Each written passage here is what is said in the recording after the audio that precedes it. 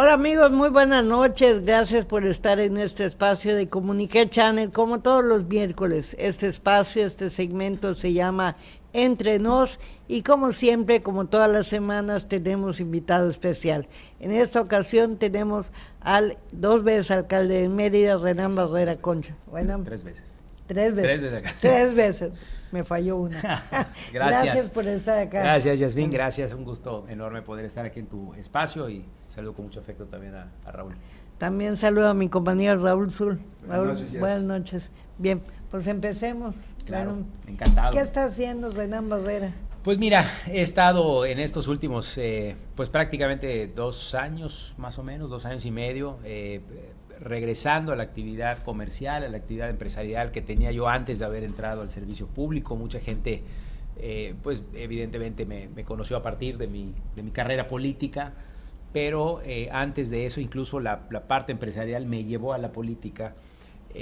Fue más o menos en el año 96, 97 más o menos cuando yo inicié a trabajar ya de manera mucho más formal en la parte de los negocios de mi abuelo, y de ahí pues crecimos a través de diferentes alianzas y demás.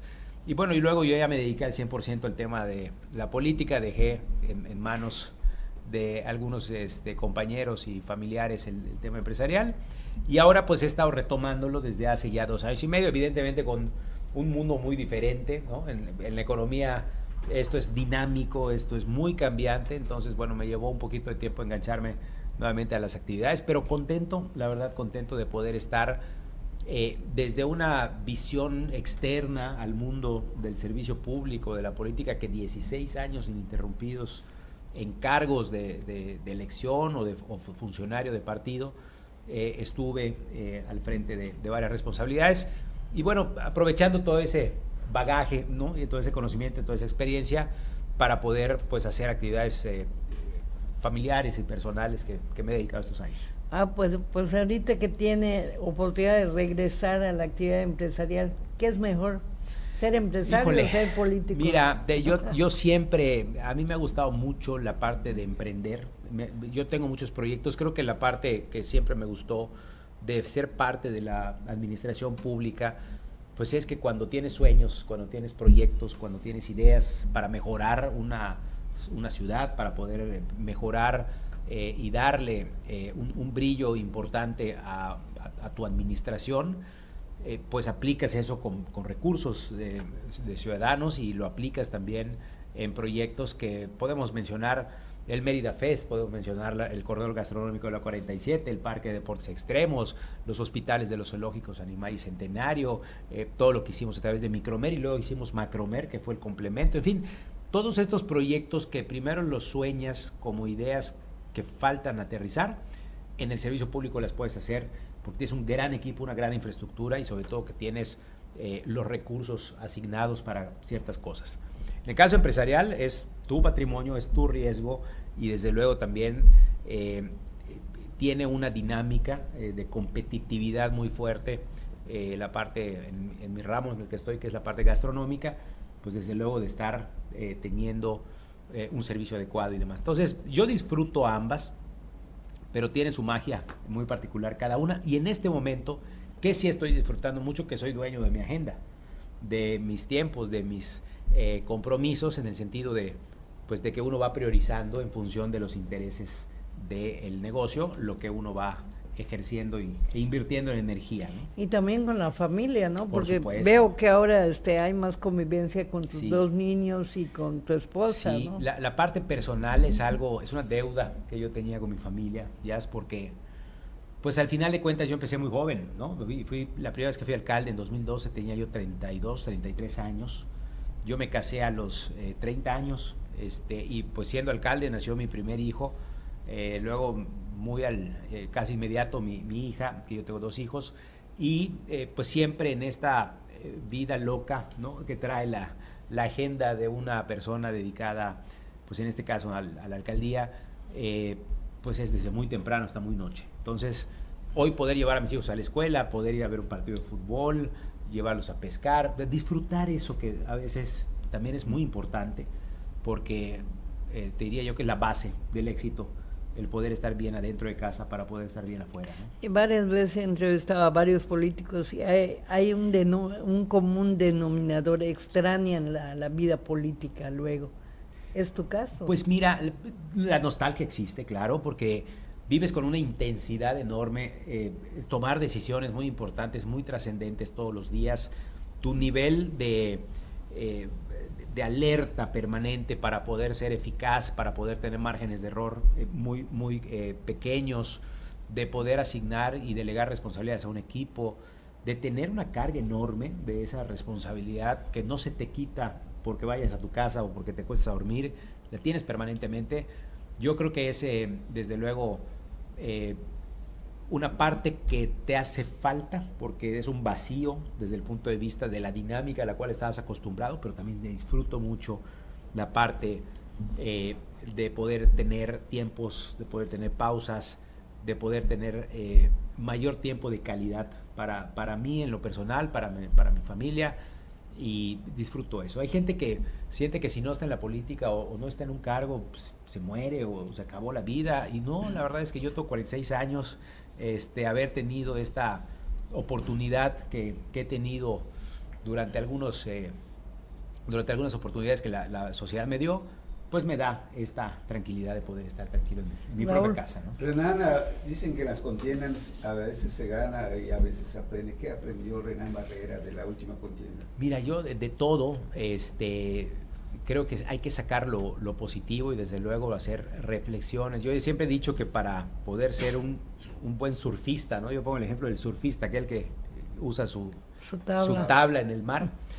Pues puedes tener talento. Y que tiene que tener mucha habilidad. Claro, a eso voy. Yo creo que se necesitan 3 elementos para que eso pueda ser exitoso, ¿no? Ser talentoso con la tabla, que haya ola y que tengas tabla, ¿no? Si falta alguna, pues claro, no logras eso. Entonces, yo creo que ganar una contienda electoral tiene muchísimas características para poder lograrlo, y cuando no sale el resultado como uno espera, también son muchísimos factores que influyen para que eso pueda pasar. Es que se aprende por supuesto, a entender que no se puede uno confiar, no solamente de lo que uno puede pronosticar o de lo que uno puede sentir que puede pasar, o de un ambiente que se puede creer que se está en una democracia perfecta o en un sistema que funciona de manera correcta, sino que hay muchos factores que influyen en una decisión electoral al final, ¿no? Entonces, aprende uno a ser mucho más, a escuchar más, a tener esa oportunidad de ver el panorama desde afuera, ¿no? A veces uno está encapsulado en la dinámica del día a día y pierdes un poquito la visión de lo que hay alrededor, pero creo que eso es parte del aprendizaje que todos debemos de tener en la vida, y que por cierto te hace mucho más humano, más sólido también en tu forma de pensar y aprovecharlo, ¿no? Yo siempre he dicho que el poder no cambia a las personas, sino que las desnuda, ¿no? Es decir, te muestra cómo eres, ¿no? Las descubre, y creo que es algo que yo siempre lo he dicho, lo he visto con mucha filosofía, ¿no? El poder tener, hay victorias tristes y hay derrotas que no se entienden, ¿no? Sí, pero hay gente, perdón, sí. Hay gente que a veces por no ganar queda atrapado en una amargura, ¿no? Como... Claro, pero fíjate que en estos casos yo no lo veo así, yo lo veo con mucha filosofía, con mucho aprendizaje. Creo que a mí me dio una gran satisfacción el haber tenido un resultado positivo en Mérida, por ejemplo, ¿no? Digo, Mérida, que es la ciudad en donde yo me moví, donde yo hice mi carrera política, donde 3 veces fui electo, donde que allá pudo haber como un termómetro, ¿no? De que la gente rechazara algo, ¿no? Yo creo que es eso. Por eso te digo que esa es mi tranquilidad en lo personal, en el sentido de que uno aporta todo, uno da toda su mayor capacidad posible, su mejor buena voluntad, su mayor experiencia, pero a mí me tiene con una gran satisfacción el hecho de haberle regresado a mi partido el Ayuntamiento de Mérida en 2012, el haber entregado en 2015 a otro compañero, el haber regresado en 2018, el haberme reelecto en 2021, en haber ganado mi elección de Mérida en 2024 y en entregarle a otra compañera. Es decir, mi ciclo, digamos, de lo que representa mi trabajo en Mérida es lo que a mí me puede calificar en lo que yo he hecho, el poder salir a la calle, el poder hacer mis actividades normales en una ciudad que normalmente el poder desgasta mucho a quien lo ejerce, claro, ¿no? y a sus equipos.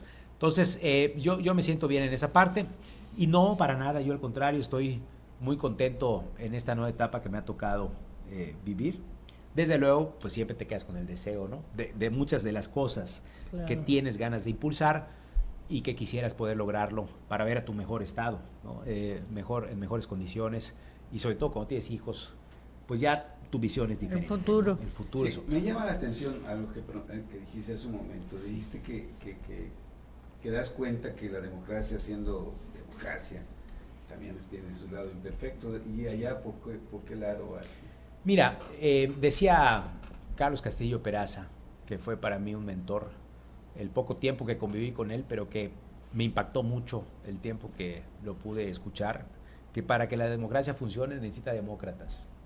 Es decir, podemos tener las reglas, podemos tener los esquemas, podemos tener las instituciones, pero el funcionamiento de la participación ciudadana y la inspiración o la motivación que hace que los partidos de repente tengan un control a través de muchísimas otras formas de presionar a las personas, eso empieza a romper la hegemonía o empieza a romper los equilibrios. ¿Eso pasó? Que pudiera pasar, pues bueno, lo hemos visto en muchos estados de la República. No estoy diciendo que sea el único elemento, por supuesto, claro, pero sí contribuyó. Muchísimas personas en estado de necesidad económica, Raúl, tristemente se van con la finta de que un programa social puede ser eliminado, puede ser,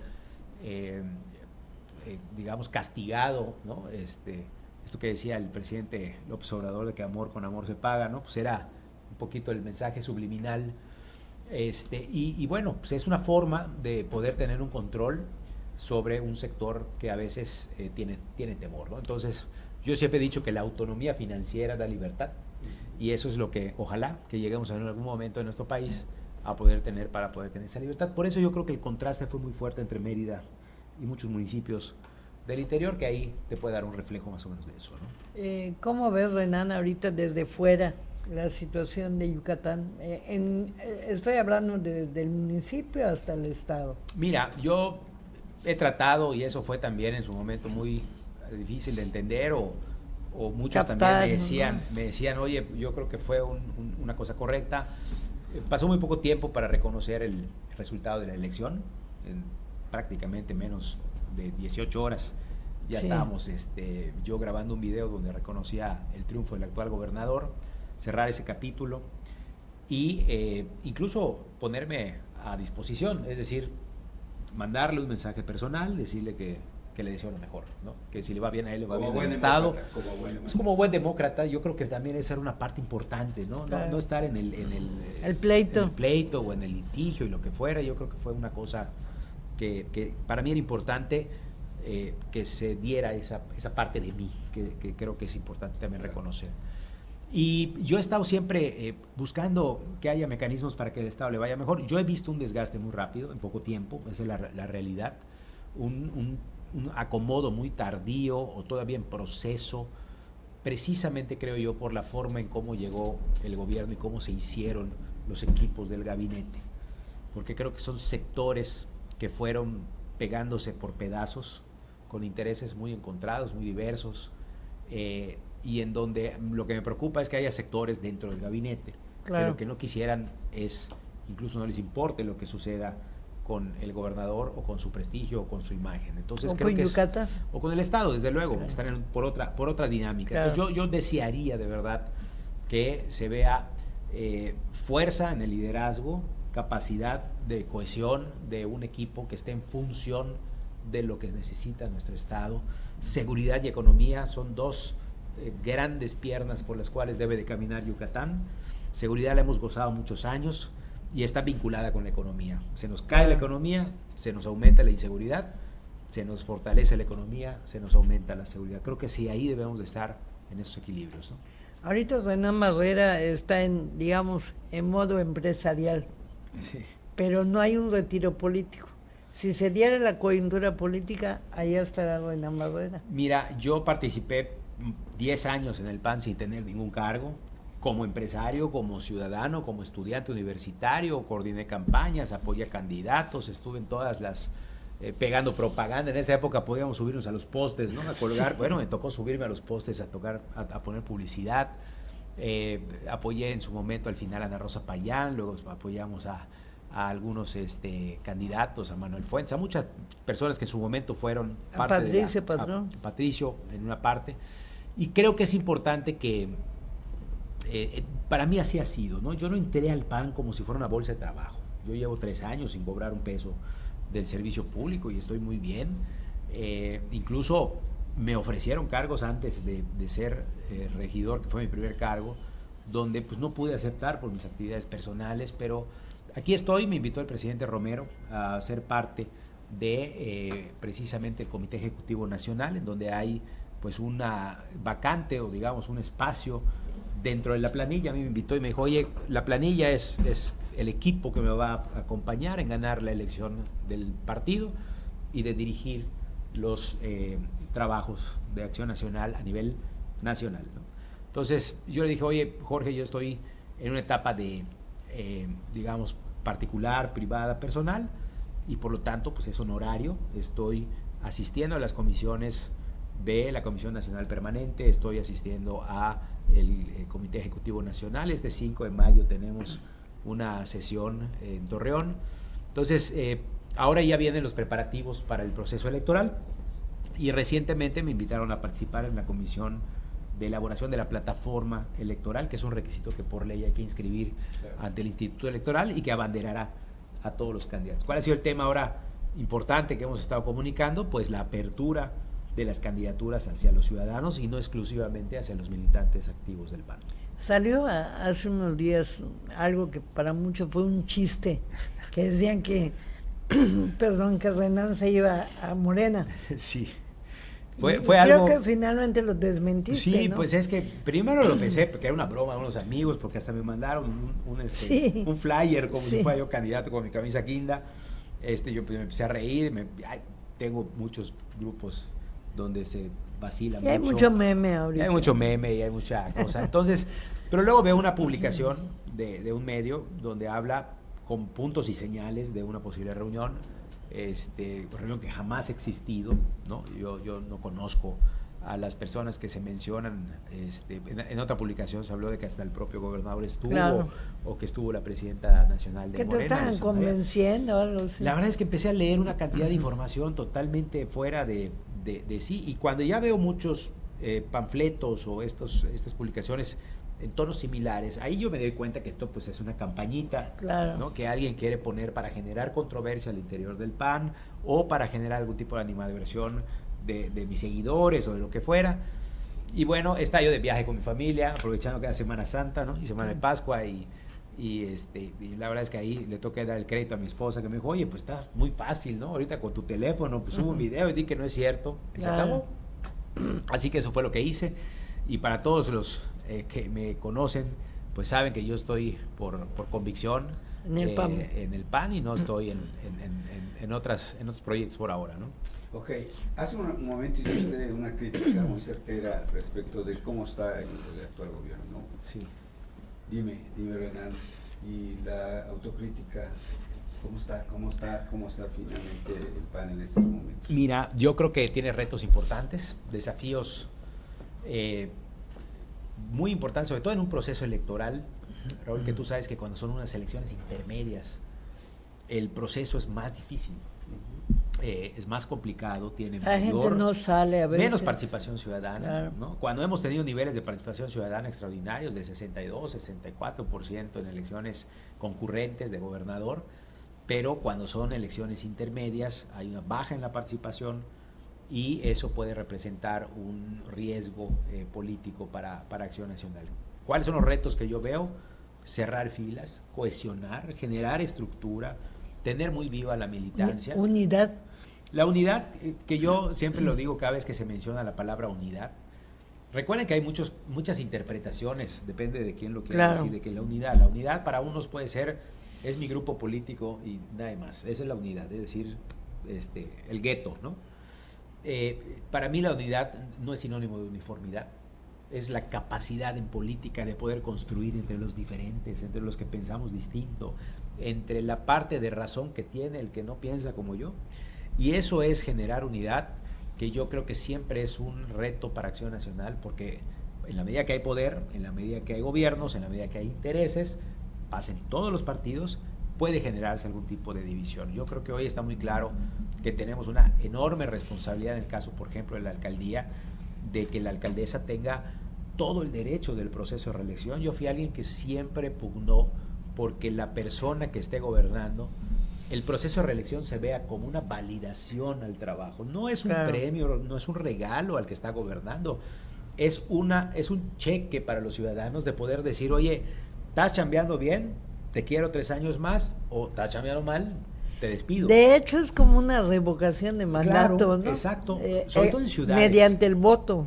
Sobre todo en ciudades como Mérida, o capitales, o ciudades de casi 1 millón de habitantes o más, donde los 3 años, tienes un año de la curva de aprendizaje y el año electoral de salida, ¿no? Entonces, ¿quiénes pagan todos estos costos? Pues los ciudadanos, porque tienes un gobierno que no está terminando de colocarse, y yo creo que se ha hecho un trabajo que ha venido marcando una muy buena agenda y que tendrá seguramente alta posibilidad de triunfo, ¿no? Hablando de unidad, Renan, ¿cómo está este asunto? ¿Van a ir aliados en la próxima contienda o esa unidad de que hablamos?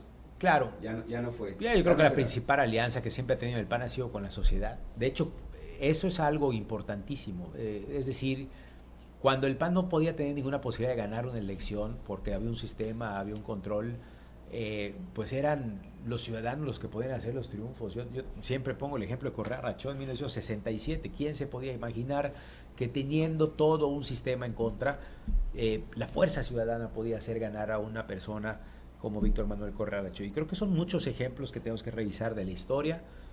Las nuevas generaciones no conocen esa historia, y yo le apuesto a que eso lo podamos lograr a través de un gran trabajo directamente con la gente. Entonces, seguramente habrá algunos estados en donde se pueden hacer alianzas que no tampoco las canibalizo, las criminalizo, pero en este caso muy particular, yo creo que el PAN irá mayoritariamente solitario en este proceso electoral. Sí, con coyunturas de alianzas estratégicas en algunos estados que van a tener elección de gobernador, por ejemplo, posiblemente alcaldías, pero pues aquí por ahora yo veo que hay un camino sólido para el PAN. ¿Con el PRI no? No lo veo yo a corto plazo, así se ha mencionado con anterioridad. Se habla mucho de que fue un error, hay muchas interpretaciones. Yo te podría decir que hay que ver los números, porque en algunos estados y en algunas coyunturas fue necesario, y en otras desde luego no funcionó. Es difícil poder comunicar una alianza de 2 adversarios históricos, claro, y la comunicación de eso a veces puede ser muy complicada, pero no, yo veo que hay hoy por hoy toda la intención de que podamos darle la fuerza al PAN desde la base social. Para que vaya solo. En algunos casos sí. ¿Con personajes? ¿Sin personajes? No, ¿Con la estructura del PAN? Con la estructura del PAN sí, yo creo que tenemos una estructura muy sólida. Estoy hablando del caso de Yucatán, que es el que conozco. Tenemos una estructura muy sólida de Acción Nacional, pero muy importante también empoderar a los ciudadanos que no militan en partidos. Así fue el inicio del PAN. Se iban a Sisantún y veían al profesor de la escuela que tenía el cariño del pueblo, que tenía las ganas de participar, y el PAN lo adoptaba como su candidato para poder impulsarlo. Eso es lo que se quiere hacer. No se trata de relegar a los militantes tienen todo el derecho del mundo, los que hoy son alcaldes tienen todo el derecho del mundo, siempre y cuando hayan hecho un buen trabajo, pero también no se puede cerrar el partido a un grupo o a un club de Toby en donde solamente los 14 o 15 personas o militantes que haya en una comunidad son los que tienen derecho a participar, porque se vuelve ya totalmente un divorcio entre la ciudadanía y lo que debe de representar el PAN. Entonces, hacia ahí vamos con esa. Aquí entre nos, este programa se llama Aquí entre nos, y aquí entre nos, Renan, ¿cómo le hacen para evaluar si un candidato que está en este momento ejerciendo, digamos, el poder en un municipio, que sea alcalde, sigue o no? Bueno, desde luego se tiene que encuestar, ¿no? Se tiene que medir, se tiene que hacer una valoración cualitativa, hacer un análisis de los resultados. Si hay alguna persona, algún alcalde que está señalado, que hay pruebas, que hay algún tipo de desgaste de su imagen o que puede representar un riesgo para Acción Nacional en su proceso de reelección. Desde luego que tendrá que valorarse alguna alternativa. Son los casos menos, la verdad es que a lo mejor serían casos aislados. Normalmente la reelección lo que ha hecho es que le echen ganas, ¿no?, los que están, para que puedan tener una siguiente etapa, pero serán casos particulares que seguramente ya tendrá que revisar el Comité Directivo Estatal, que está en este proceso de ir haciendo las visitas a los municipios con esta campaña del lado de la gente. Bien, prácticamente se nos agota el tiempo, pero muy rápidamente, Renan, ¿no ha perdido su esencia el PAN? ¿Puede regresar al poder? Sí, yo creo que ha pasado. Yo digo que ha tenido arritmia permanente, ¿no?, en política, porque son momentos diferentes. A veces se siente que terminó una etapa, que terminó un ciclo, que terminó una era, y vemos de repente que hay buenos resultados electorales. Son momentos, son coyunturas. A final de cuentas, creo que todos los partidos políticos tienen el derecho de poder tener una oportunidad de gobernar y que luego la gente pueda tener un criterio y un comparativo para saber qué es, porque luego votas por cansancio, por hartazgo, y le das la opción a otros que resultan a veces peor, ¿no? Entonces, esta es la ley del péndulo, que a veces va y viene, y yo creo que también debe de servir para aquellos que no hayamos tenido un resultado favorable, pues reinventarse, entender la circunstancia actual y desde luego seguir luchando por las causas que uno cree. Muy bien. Pues Renan, Gracias. como siempre te agradezco mucho que hayas venido a este espacio. Permanentemente Comunique Channel, cuando quieras aquí. Muchas gracias. Venir al noticiero, tenemos De muchos noticiero años también. muchos años de estar en Raúl, esta. como siempre. Muchas gracias, Renan. Gracias. Y éxito. Muchas gracias, muy amable, Raúl. Éxito ahorita en tu etapa empresarial. Para ¿no? empezar, y pues por supuesto gracias a todos los que nos han visto y seguimos en contacto. Y a usted, estimado auditorio, gracias por estar en este espacio. Como siempre, todos los miércoles aquí estaremos. Gracias y buenas noches. Los Leones de Yucatán están de regreso. Asegura tu lugar para vivir toda la emoción este 17 de abril en el Parque de Béisbol Cuculcán, en la gran serie inaugural frente a los Bravos de León. Consíguelos en taquillas y en leones.mx. Leones de Yucatán, conectando emociones. Gracias al trabajo conjunto de productores y el gobierno del estado, en Yucatán frenamos al gusano barrenador. Ningún animal ha sido sacrificado ni puesto en cuarentena. Si detectas en tus animales heridas sospechosas o que no cicatrizan, reporta de inmediato al 800-751-2100 o envía un WhatsApp al 5539-964462. Revisa, cura y avisa. Actuar rápido nos ayuda a controlar al gusano barrenador. Renacimiento Maya. Gobierno del Estado 2024-2030. ¿Sabías que en México el problema más relevante óseo es la osteoporosis? Se calcula que hasta el 70% de mujeres mayores a 50 años sufren de osteopenia, que es el padecimiento previo a la osteoporosis. Y a pesar de que la osteoporosis no se considera un padecimiento reversible, sí es un padecimiento con altas probabilidades de controlar y mejorar. En esto, como en muchos casos que tratan sobre la salud, el secreto está en encontrar el padecimiento a tiempo. En Laboratorios Chontalpa tenemos un densitómetro de última generación que puede ayudar a tu médico a tener una idea clara de tu estado y el estado de tus huesos. Laboratorios Chontalpa. Precisión que da confianza.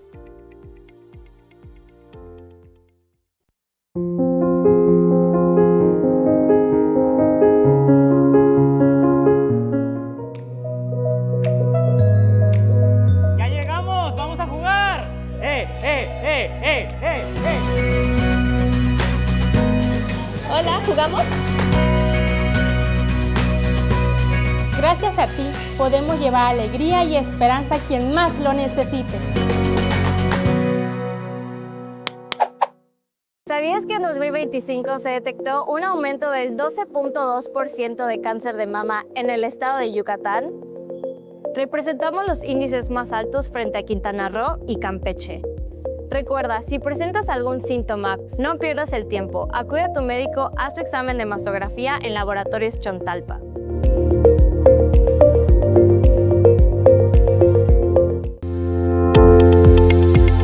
Laboratorios Chontalpa. Precisión que da confianza.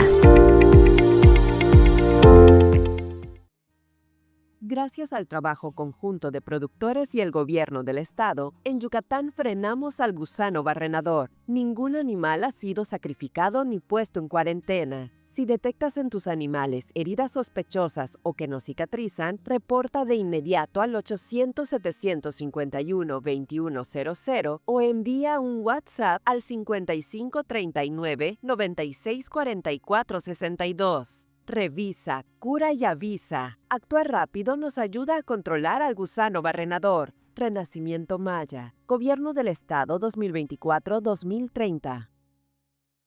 Los Leones de Yucatán están de regreso. Asegura tu lugar para vivir toda la emoción este 17 de abril en el Parque de Béisbol Cuculcán, en la gran serie inaugural frente a los Bravos de León. Consíguelos en taquillas y en leones.mx. Leones de Yucatán, conectando emociones.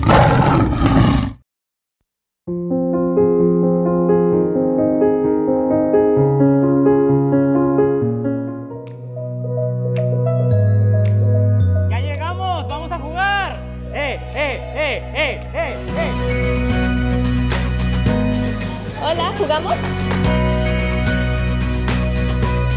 Gracias a ti podemos llevar alegría y esperanza a quien más lo necesite.